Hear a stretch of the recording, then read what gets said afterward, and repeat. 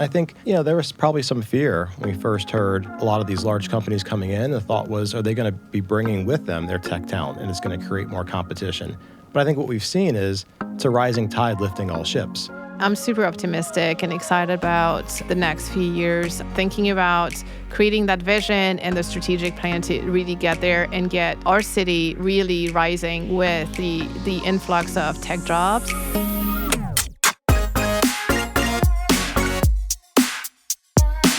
Throughout this podcast series, 10 Years, 2,000 Journeys, we've heard about Nashville's tremendous growth in tech over the last decade. And now that this series is coming to an end, we're looking forward to what might be in store for our community as more Nashvillians become techies and more companies set their sights on Nashville as their next home. Welcome back. I'm your host, Clark Buckner, and I'm so excited for you to hear this conversation with NSS founder and CEO John Wark, Exelis COO and the Greater Nashville Technology Council Chair Chris Baham, and the new NTC President and CEO Elise Kambernak. Let's hear what they have to say about where Nashville's tech community is headed, embracing change while still keeping the magic of Nashville alive, and helping more Nashvillians discover careers in tech.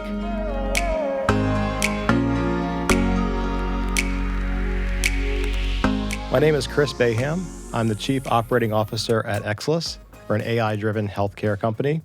I've been in Nashville now for about 7 years, almost 8 years now, and that's what brought me here is the opportunity to be a part of the tech community here in this great city. Welcome. Thank you. Hello, my name is Elise Kambernak. I'm the current president and CEO of the Nashville Technology Council. I've been in this job for 6 months, but I've been in Nashville and in tech for 20 plus. I'll stop at 20 plus. 20 plus, okay. That's it. But I've seen Nashville's growth and the tech community's growth in the last 2 decades, and it's been a fascinating journey. Welcome.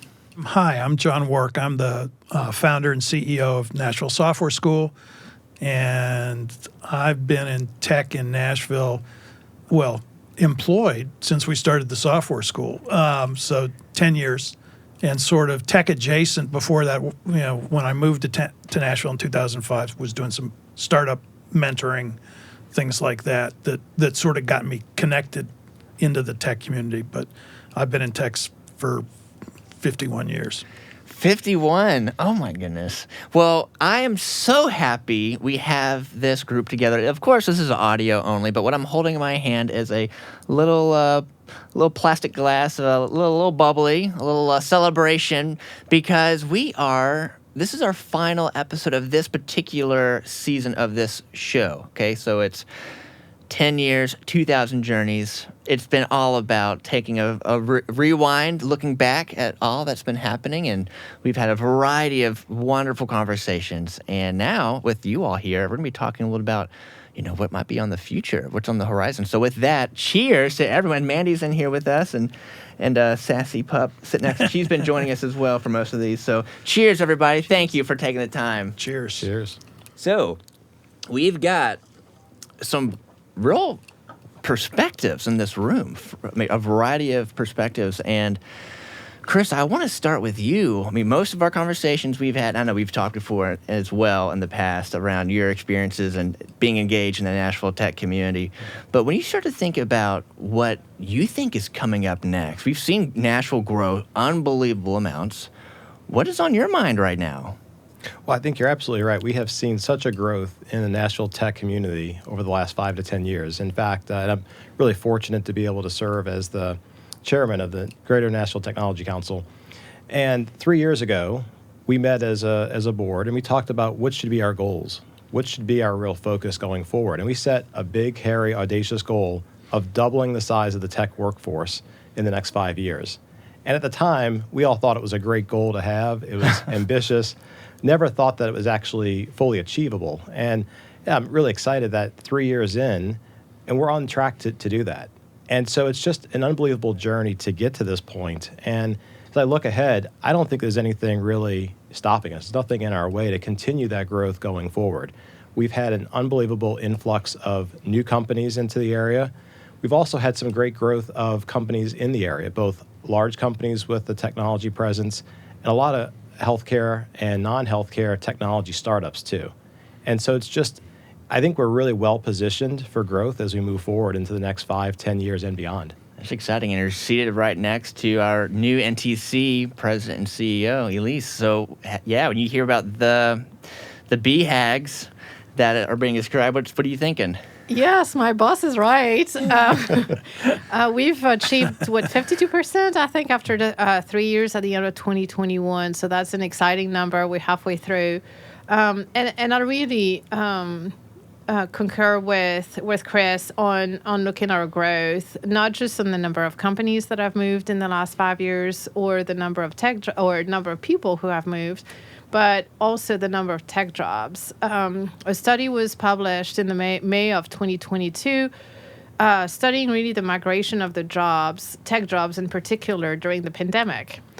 Where did the job go? Well, Tennessee was the number one recipient with 8% tech job growth during the pandemic. So what does that mean? That means that companies moved to Nashville and posted jobs to say, we're headquartered in Nashville, your job is in Nashville, come work here, right? And so looking at that trend for the last 2 years, I think is a great indication of what's in our future.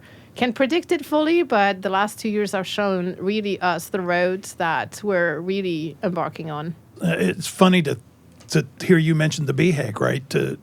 Because we, in a strategic planning session in 2018 at the software school, we set a BHAG to, by the end of 2025, so it was a 7-year cycle, to help to launch 5,000 careers, to have NSS by that time have launched 5,000 careers, which means 5,000 graduates from one of our career launch boot camps, web development, data analytics, data science, software engineering. And, I've got a couple of board members that love big BHAGs, and I'm like, 5,000, what are you drinking, man? But then think about, since 2018, the growth we have had in this town in tech, right? I think compounded by a couple of black swan kind of events. An Oracle landing 8,500 prospective jobs, an Amazon landing 5,000 jobs, and probably a lot more, But I agree kind of with, sentiments already expressed. There's a lot baked in just in startups, the companies who are already here, and we've been doing some math because we're looking to roll our BHAG out another few years, right? To get it to another 7-year window, so out to the end of 2029. And it's like, we're on track without any new programs, potentially to over 4,000 with sort of a business as usual on current programs. And, if any of us had thought back in 10 years ago when NSS started, the Nashville market would be able to absorb that kind of new talent, because that's only one part of the talent pipeline. None of us we got laughed out of the NTC. Mm-hmm. So, John, we had you, the very first episode of this podcast, we had this theme. It's just me and you talking, reviewing, rewinding back. There's this theme of making sure Nashvillians don't get left behind. And so, as we just heard, big names of companies, a lot of jobs. There's a lot of talk in Nashville. Hey, we love this community. We love this place. Is it changing a lot? When we start to think about all of these big companies, all these jobs, how do we respond to making sure Nashvillians don't get left behind in all of this exciting growth? But what do you think? Yeah, I think that's a great, I think it's a great question. And it's funny, it's one that we've really only started to hear being asked broadly in the community in the last couple of years, right? I see some head nods, both of you all over there. Yeah. Right. So, but I think particularly the Oracle announcement maybe is the one that crystallized all of that stuff. You start to hear it after Amazon and some of the others around the same time. But I think the Oracle one really kind of crystallized that. How do we make sure that this growth, this explosive growth in jobs and opportunities, don't all go to out-of-town folks, right? How do we make sure that Nashvillians get to participate in that? And, I think part of the answer to that is education. You know, the NTC's had initiatives going on, and I think we'll continue to have initiatives going on to make sure that, like our K through 12, you know, our schools, more and more. It's a long-term It's thinking. You got to play this as a long-term thing. There's things we can do in the short term as well. NSS has probably been a medium-term potential solution, sort of repotting adults who are looking for career changes and stuff. But I think there's an education challenge there. We got lots of adults in town who have the potential to do this work, right?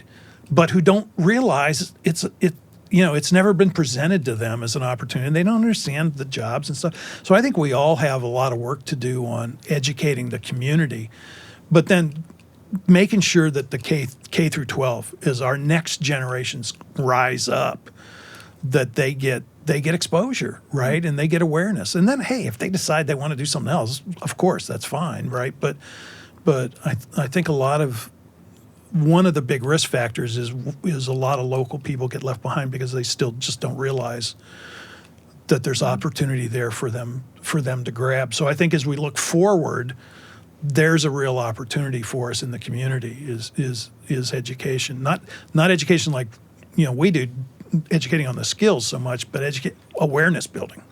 Yeah, and I completely agree with John, and I think the education is a big part of it. And I think, you know, there was probably some fear when we first heard a lot of these large companies coming in. The thought was, are they going to be bringing with them their tech talent, and it's going to create more competition?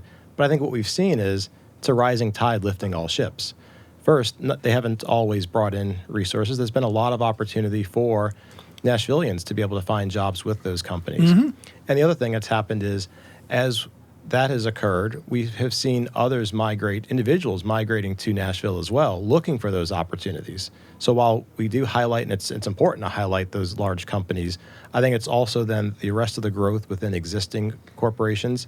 And then the reality is COVID-19 created this great remote work opportunity for a lot of individuals. And so many people who either their companies allowed them to live anywhere, or they thought this is a great opportunity to move to a place that's great for my family life. That's great for being able to get to the lake easily, being able to do lots around it with the Four Seasons. We've seen a migration from the large cities of Chicago, of California, whether it's San Francisco, Palo Alto, the Northwest. We've seen that growth coming to Nashville. And I think that's been a great opportunity for those Nashvillians who are already here to be able to have more opportunities, as well as then, of course, the growth from within. We've seen some amazing growth, several unicorn startups that we haven't had for 5 years prior to now. And it's really exciting. Oh, yeah. Yeah, and I'll add to that, you know, thinking about the mission of the Technology Council, you know, we want to promote and connect our members, but at the root of that is really to grow, attract, and retain talent. It's all about talent. Should be the logo on our website. And thinking through other programs that we're doing together, we've done K through 12 in the community with, as John mentioned, a program that we partnered on called the Go Tech program, where we really retooled and reskilled adult learners to and give them great opportunities. We've done a great partnerships, and what NTC brings to the table is really that ability to connect the talent creators, whether it's an NSS or a high school or a four-year degree or a community college, those talent creators with the talent consumers, right? Our companies and employers in town, the people who really need that talent. And we're at connecting point. And thinking about Nashvillian, I love this question because our team came up with a new brand.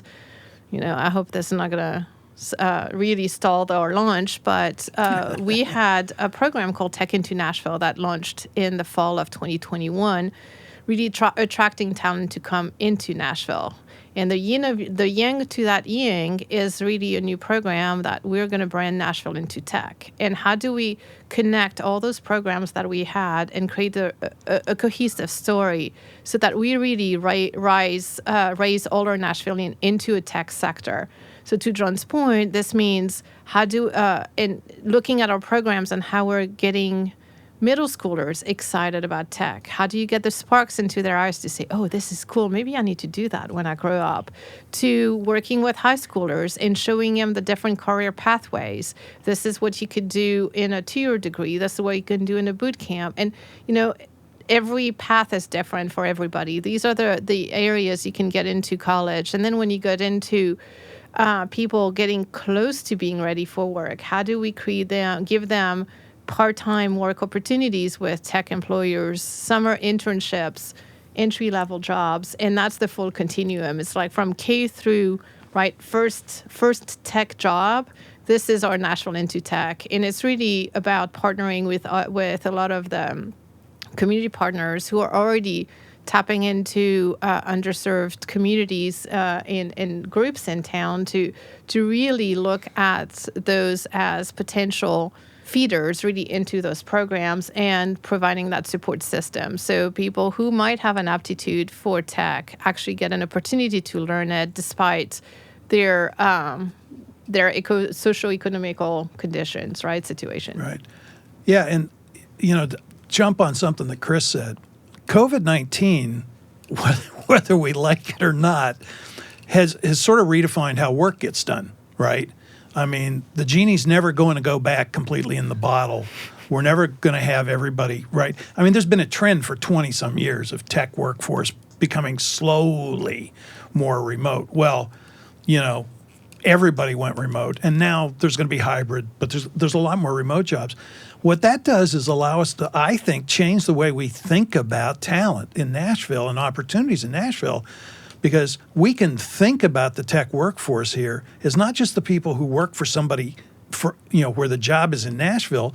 It's people who are resident in Nashville who work for a tech company as a developer, a data analyst, a DevOps person, whatever, a company in Silicon Valley, a company in Seattle, a company in Boston, wherever, but they're residents of Nashville. So they're still part of our tech community. They can be part of the grassroots community. They can be going to meetups. They can be, and we've seen teams grow in Nashville around companies just getting a couple people here and then going, it's a lot less expensive to get good talent in Nashville, right? Mm-hmm. Right. Or some of the people at my location in New York or San Francisco are kind of like, they wouldn't mind being able to afford a house, little stuff. So, I think there's a shift in perspective on what even is our tech talent pool, that's a real opportunity for us because this can be a very attractive city. It's one of the biggest destination city for millennials anyways, right? So. Heyo. Yeah. Well, I want to build on something John said, and Elise used the phrase, I love this phrase, I haven't heard it before, K through first tech job. And I think it's just yes. one of the things that's happened, in addition to the last few years with COVID, has been a migration from necessarily the traditional path. I think historically it's been you go through school, then you go to college, you get your degree in something that allows you to work in tech, and that's still there. And it's still a great opportunity and path for many people.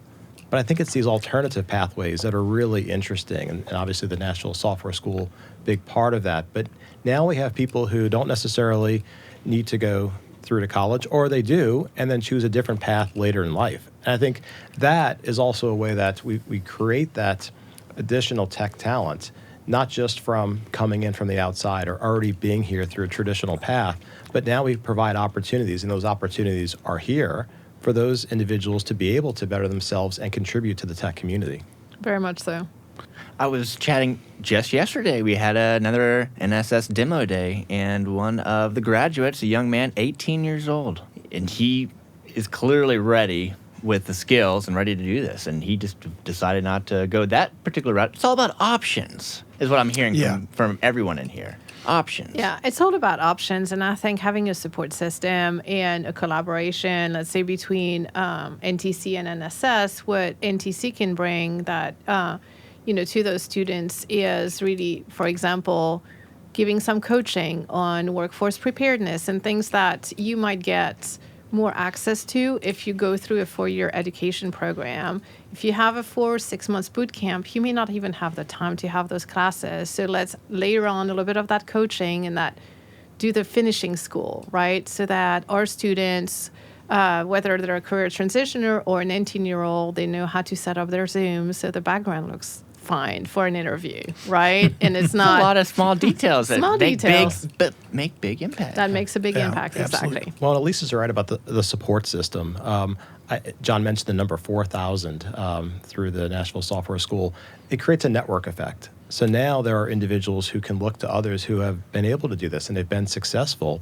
And now they've got a role model. They've got a path forward that is there. And we see a lot of it happening in our organization and in others where NSS graduates come back and hire additional NSS students. And I think that helps to build upon that support system that Elise mentioned and just really compounds the effect that we're seeing from those non-traditional paths. Oh yeah, and that's just such a great thing when we have a graduate that then comes back to like a demo day because their employer sent them to screen some people, right? It's like, okay, this is but I think there's this community-wide compounding effect too. We always used to talk at the school prior to COVID about one of the real elements of secret sauce in Nashville, and I've been in Boston, I've been on the West Coast, I've been in places, is how welcoming the grassroots tech community in Nashville is of new talent. And I think that's still there, right? Mm-hmm. I think there's a collaborative aspect to the creative community in Nashville. And I think of the tech community as a subset of the creative community, or at least it's an overlapping set on a Venn diagram. The culture of the creative community in Nashville is a very welcoming culture because the roots are in the music world, which has always lived and died on fresh talent coming to town all the time, right? New ideas, new voices, new writing partners, and I think that informs, in general, our creative community in Nashville in a way that you don't find in lots of other cities. It's not just the Southern thing. It's the creative community openness, and so there's this welcoming aspect to the tech community here that I think also makes it easier to integrate new people when they come. And I'm so I know one thing I'm glad to see is with COVID, depends on what you believe, going away or becoming less. We're starting to get in-person meetups back and things like that, which were sort of a backbone for that grassroots community. And I love seeing it back because, it makes it easier to get that collaboration going, to have the network effects, not just like within our alumni group, but across kind of the whole community, across industries, know.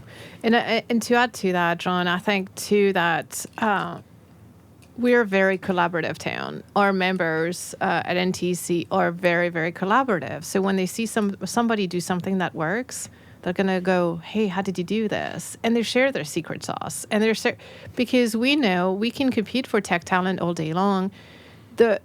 It's not every job is for everybody. So everybody's going to find the right person for the right job. So let's collaborate on being open to that. So what happened in Nashville, and I think it's going to set us up for future success, probably faster than other cities, is that when the first person said, well, I heard somebody from the Nashville Software School, it works great.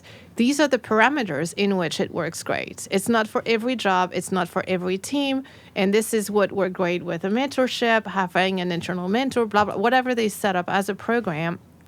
And we're going to share that with each other. So what we're seeing is that even the companies that have been the most resistant to change their job descriptions for entry-level developer have been changing that because it starts to work. And so it's really that network effect in a different view. But and so I think because of our collaborative nature, that network effect works faster, right? And we've seen in the last 2 years, a lot of our member companies change their job description to no longer require Bachelor of Science, no longer require a 4-year degree for an entry-level dev job, which is huge, right, for that community. And if it's on paper, it's a big hurdle to overcome for an incoming student to just get in front of the hiring manager, right? Every company has their processes in place that, well, if you don't qualify, if you don't check that box, you're not even going to get an interview. So what we're doing now is through that collaboration and network effect, we're giving all the students a much more equal opportunity to interview based on skills, not what's on paper, and that's huge. And on a personal story, I'll tell you, I saw that. Actually, I'll age myself 24 years ago. So I said 20 plus. Now I'm Yep, going to age here we it. go. Yep. 24 years ago, in my job interviews at 1999 for my first tech job, I was a young grad coming from a school in France, and nobody knew my school. It was a really good school. I thought it was. Nobody knew it. But I was given an opportunity because I was handed a sheet of paper with a program to write, and I wrote it down in a pencil, and I wrote it down in pencil, and I aced that test, and they gave me the job. They had no idea where my education was from. I could have made it up, right? I came from France, and this is the land of opportunities, and I think just opening our doors to give people a chance to prove their skills, not to show their education, is huge. And I think we're seeing that in Nashville, and that's what's going to be. I mean, you want to talk about the future. This is what's going to make us super successful in the future in making our tech talent workforce the best in the country. Yeah, we've seen examples of that here, Elise, for sure. In again, some of the most conservative companies in town, in terms of their historical hiring practices and stuff, starting to get really creative with programs like internal apprenticeship programs, right? And now we're getting partners of ours saying, "Hey, I heard that so and so is doing something interesting with an internal apprenticeship program," or they call them different things. But there's a major international consultancy here in town that's got actually a nationwide initiative around an internal apprenticeship. It's almost like the finishing school. You mentioned a finishing school, right? Where they'll take somebody who maybe doesn't have the college degree that was always a requirement to get hired, at one of the big consultancies, where they've taken that away, and instead they've got now a pathway through this kind of an apprenticeship program where they teach you how to work with a Fortune 500 company and stuff. And then there's a very large healthcare company headquartered here who's got a similar program. They call it something different. They don't call it an apprenticeship program, but I believe is seen as having been very successful internally. And people are now picking their brains about how they're doing that. The Tech Council, the Tech Council was actually out really ahead of the community with the apprenticeship program. Speaking as somebody, whose organization was a big supporter of that, obviously we were just all early instead of it being a bad idea. But we now have companies taking advantage of that program as well, right? Yeah. And this is our plan for 2023. How do we expand it and really invite more companies to the dance? Yeah, and we're seeing some other interesting experiments around town, right? We're seeing the network effect with employers as well, right? I don't want to blow any announcements that are coming up in the next month or two, but we've now have some companies that are leaning forward to reach out to us to say, hey, can we fund a scholarship, right? And it's like, yes, as a matter of fact, yes. The answer is yes, you can. And again, I think that's another one of those. I mean, one, it's getting creative, about talent acquisition, but it's also getting creative about how you're perceived as a place for tech people to work in town. It's, that's important. But it's also about kind of giving back, right? And that's another kind of Nashville thing, right? So, well, absolutely. And I think that's what is going to be really important going forward. So we talked about the collaboration. Both you, John, at least talked about that. It's that spirit of camaraderie. It's the idea of we pull each other up, not bring each other down or try to compete. And it's a humility. I mean, this city, unlike many others, has a humility to it to be willing to learn, willing to try new ideas, to incorporate what does work. And I think, the situation with COVID and remote workforce, it actually cuts both ways. That means Nashvillians have opportunities elsewhere as well, both for jobs and to relocate. And so I think it's really important for Nashville to recognize what it is that makes the city so unique and all of its advantages, because that's going to be important for not just drawing in talent, but for retaining the talent that we have as well. Oh, absolutely. All is not sweetness and light, right? I mean, Nashville's like a city like any other where we've got challenges. With, growth has, it's one of those be very careful what you wish for kinds of challenges, right? We all know the traffic. Hey. Why are we doing this on a Friday afternoon downtown, by the way? Well, we got some busy people in here. We had to did our best to find what works. Yeah. Chris, I want to jump into that a little bit more. You were just describing this idea around how do we kind of preserve this magic that we have, this community, and all of you are saying themes along these lines. So, Chris, as the chairperson of NTC, I'm really curious from your own perspective, your own experiences. What do you think what advice do you have for companies to continue to nurture Nashville's local tech community and just to keep this really special grassroots connection going? Yeah, I think it's so important, Clark. We talk about it in our strategic planning session. We've talked about it every year we meet. And a few years back, we really focused on when we had that BHAG to double our size, we talked about how to do it. And one of the ways was to embrace Nashville's creativity, its unique aspects. John talked about that tie into music, creativity there. So I think that's a big part of how we continue to be successful, both in attracting companies, retaining companies. We talked about there are a lot of great options for tech talent throughout the country, and this is not to disparage any of them, from Austin to Boston to Silicon Valley, New York, out west, in the Pacific Northwest. But there's something, if we try to compete solely head-to-head against that, there's nothing that differentiates us. But if we embrace and build upon a lot of what's there, we talked about it's a lot of the Southern charm, but it's not just Southern, it's Nashville specifically. The idea of paying it forward. So many people, I mean, I benefited from this, someone who was willing to help me out without even knowing me. And I think there are many others in the city who embrace that same sort of mentality. And so thinking about how to ensure we continue to grow, how we continue to not just grow in size, but the quality and we prosper, I think it's going to be to embrace and represent who we really are. When I hear that, I feel like that saying that everything you have is inside you. Everything you have it. Does that make sense?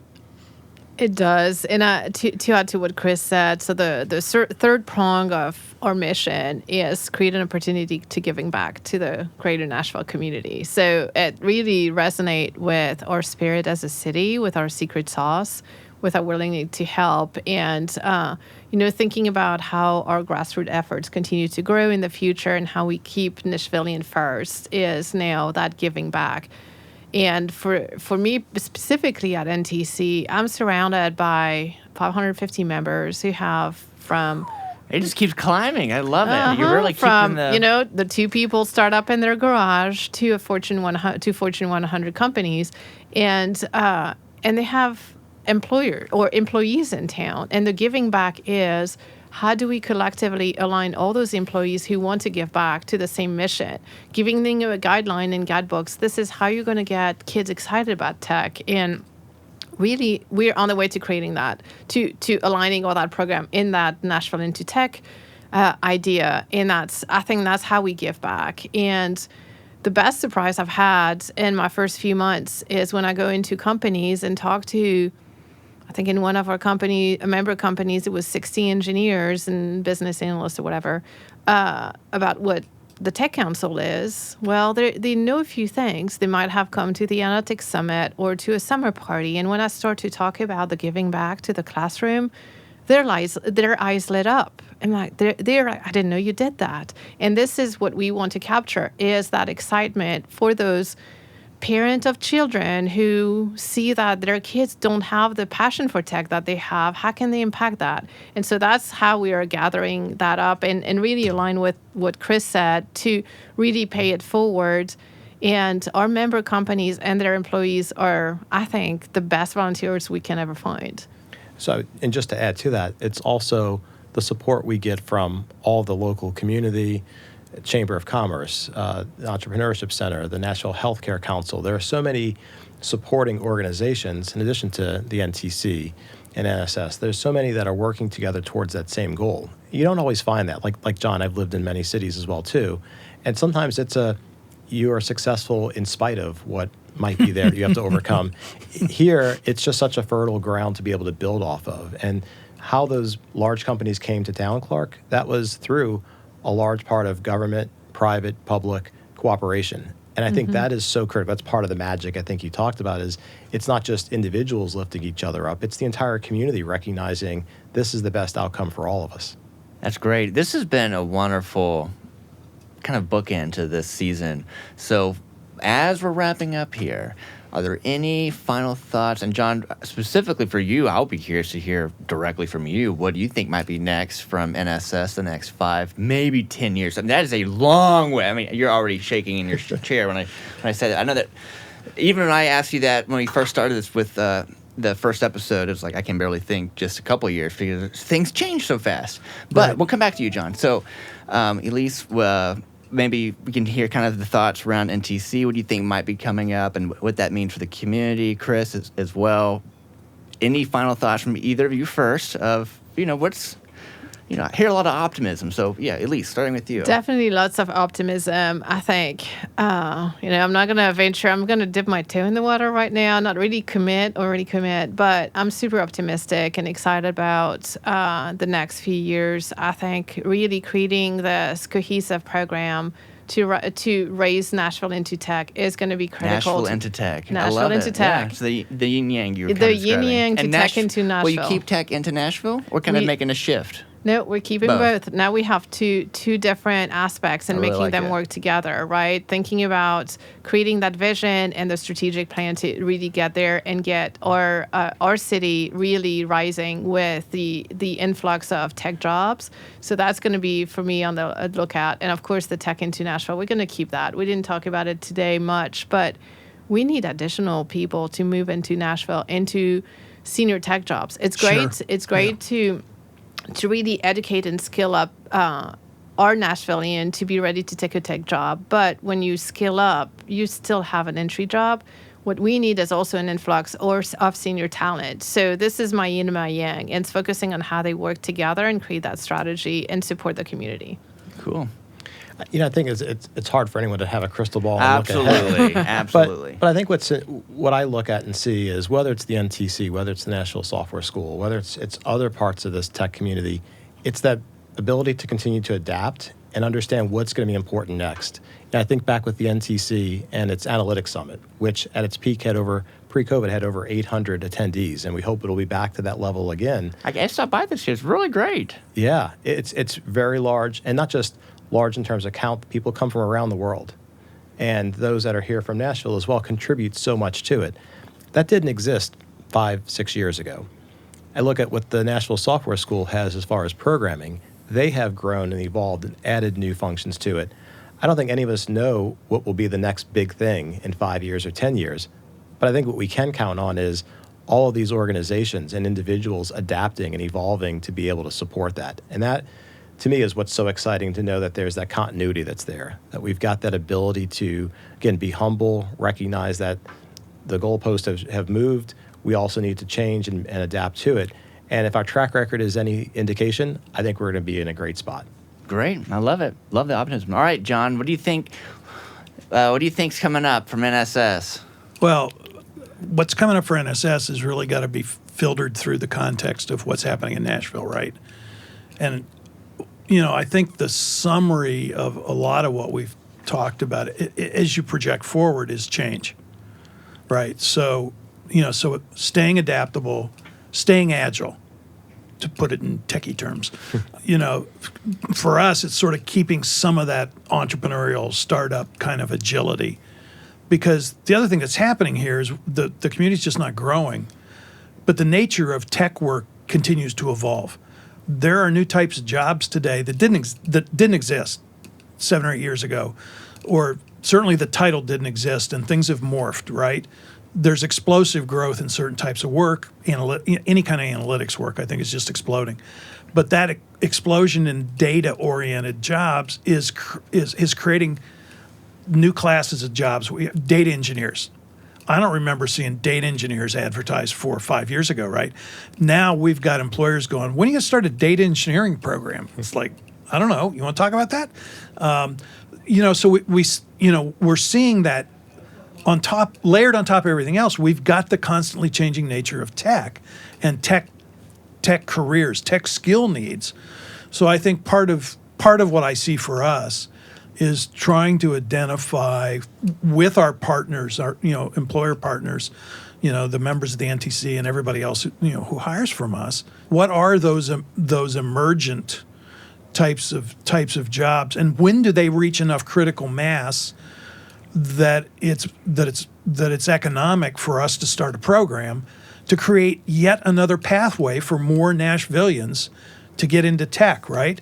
It's a different kind of job. It might attract a different kind of person, right? Certainly our analytics programs, which didn't exist 3 years ago, attracts a different kind of student, different kinds of interests, different kinds of backgrounds to NSS.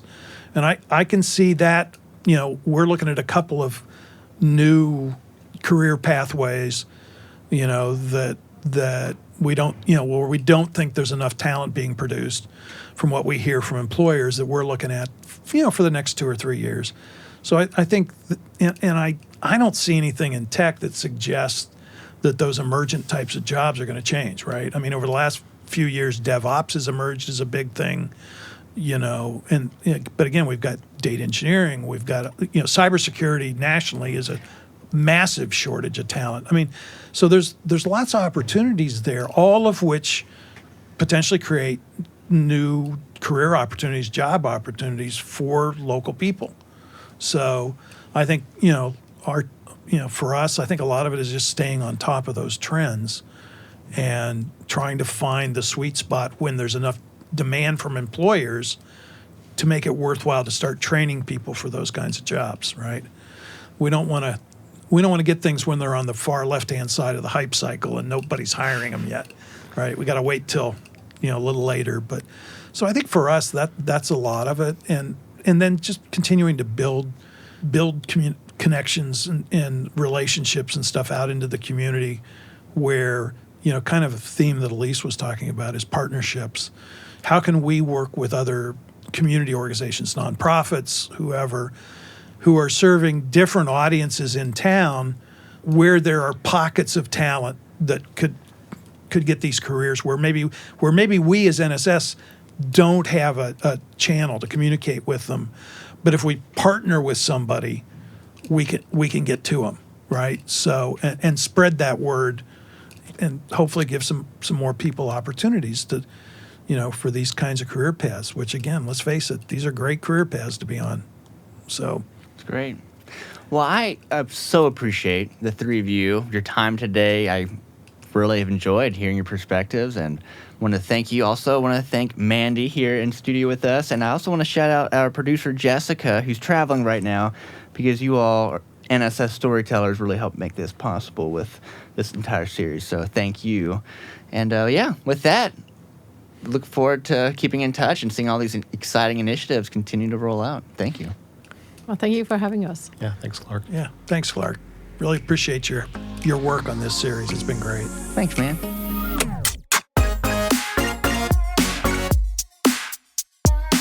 I found it to be an insightful conversation about where Nashville is headed with 3 leaders in our tech community. Tune in to the final episode as John Wark shares his closing thoughts and gratitude to close out 10 years, 2,000 journeys, celebrating 10 years of tech in Nashville.